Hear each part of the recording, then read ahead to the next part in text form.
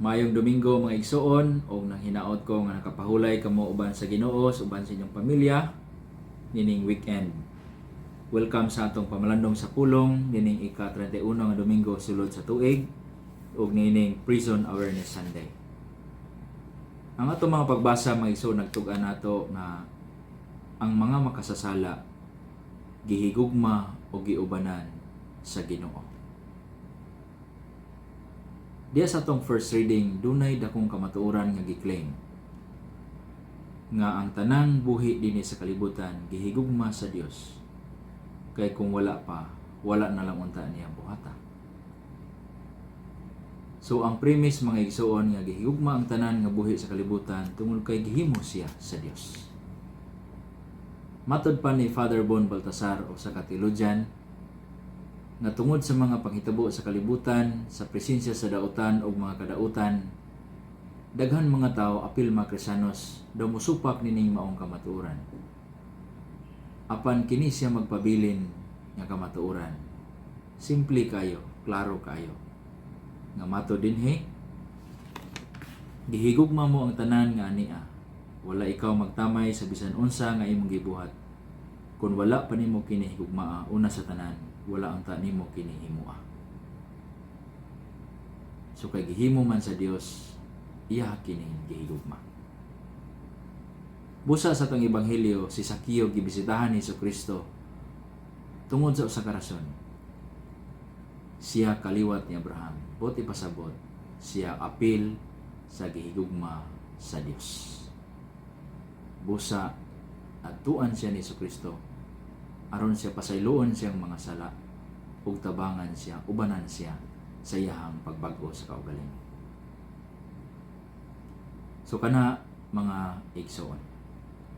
Ug unya si San Pablo sa ato ang second reading gikan siyang kaugalingong kasinatian nga siya makasasala apan giubanan sa Ginoo sa iyang pagbag-o human siya gipasaylo sa iyang mga sala. Naghatag kanato og testimonya nga ang kining pagbag-o usa ka proseso nga sa ginagmay apan kanunay nga paningkamot diha sa adlaw-adlaw nga kinabuhi giubanan ang usa ka makasasala sa iyahang pagpaningkamot. So kining Ginoong Hesukristo nga nagpasaylo, dili lang nagpasaylo siya once and for all, kundi iya usab ubanan ang makasasala nga iyang gipasaylo diha sa iyang pagpaningkamot hangtod nga malangit siya, masanto siya. Pareha ni San Pablo. Busa giwarningan ni San Pablo ang mga Kristiyano sa Tesalonika nga dili magpataranta.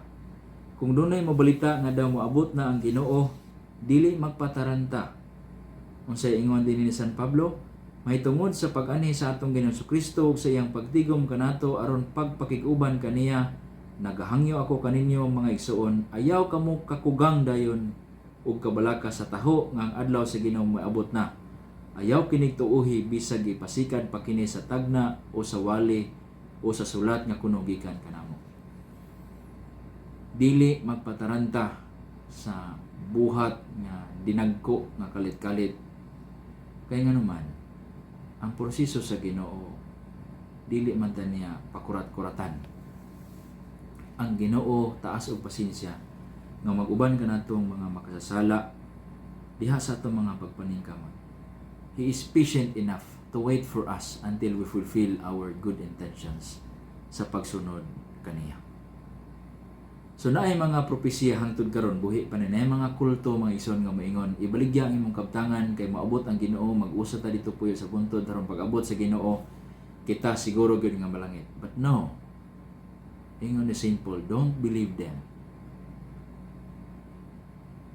Tungod kay ang Ginoo magluwas nato kung asa ta niya giplastar.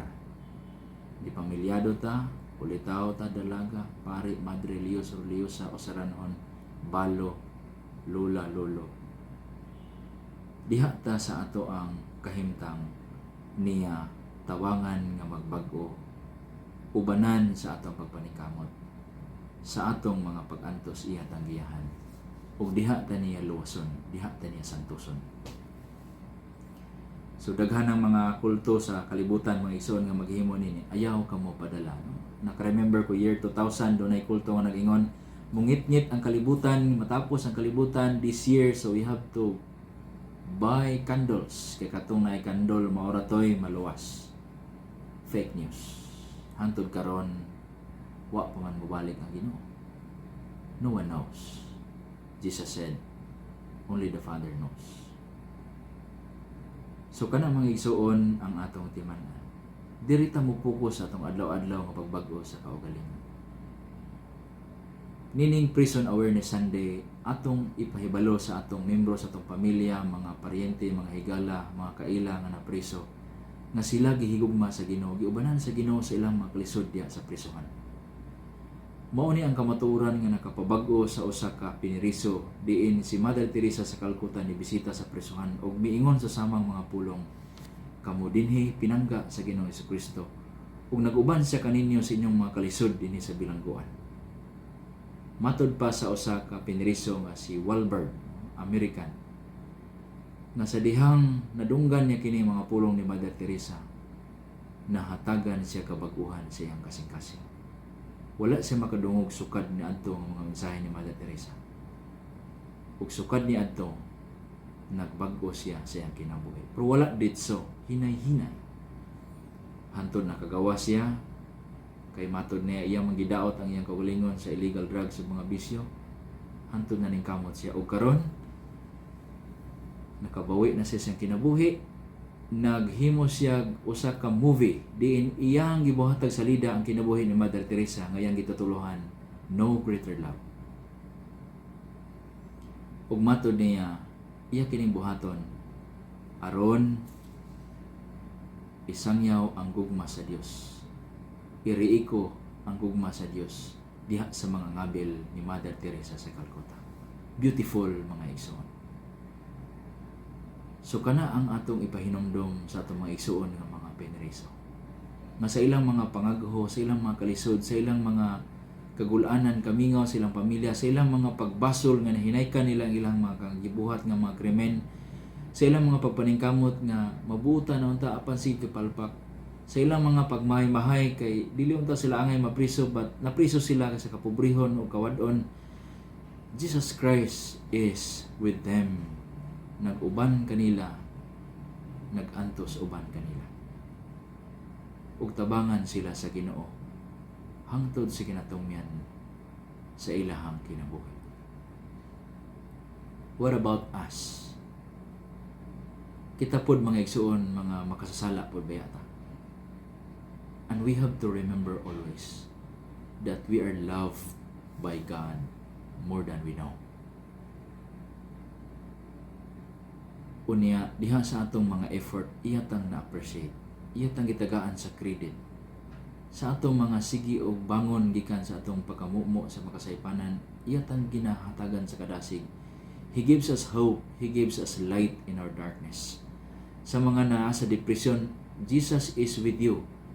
Do not give up sa pag-resist sa temptation of harming yourself because Jesus Christ is suffering with you.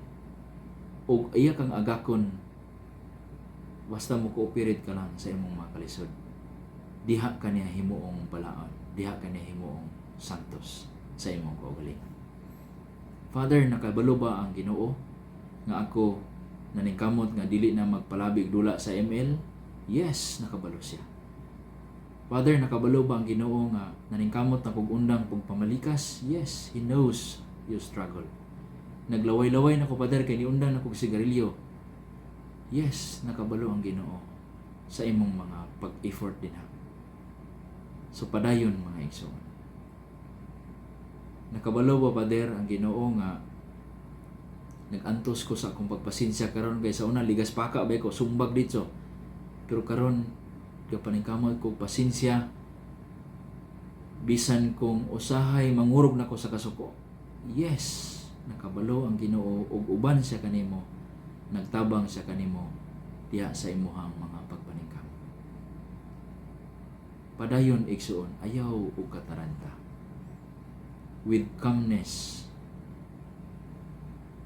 and focus, fulfill your Christian activity daily, faithfully.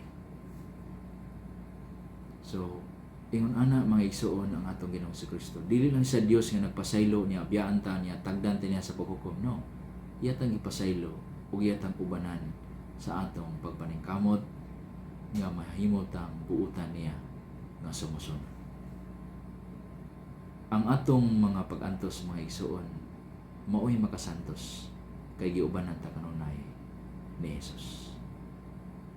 Kitang mga makasasala gihigugma o giubanan sa atong Ginoong Hesukristo. Busa malipay kita og magpasalamat ngadto kaniya diha sa atong salmo responsoryo nga nag-ingon, daygon ko ang imong ngalan sa kahangturan, akong hari ug akong Dios. God bless you. Daghang salamat mga igsoon sa inyong pagtan-aw. If you find this video helpful sa inyong faith life, please subscribe to my YouTube channel. And please don't forget to hit the notification bell for future videos. God bless you.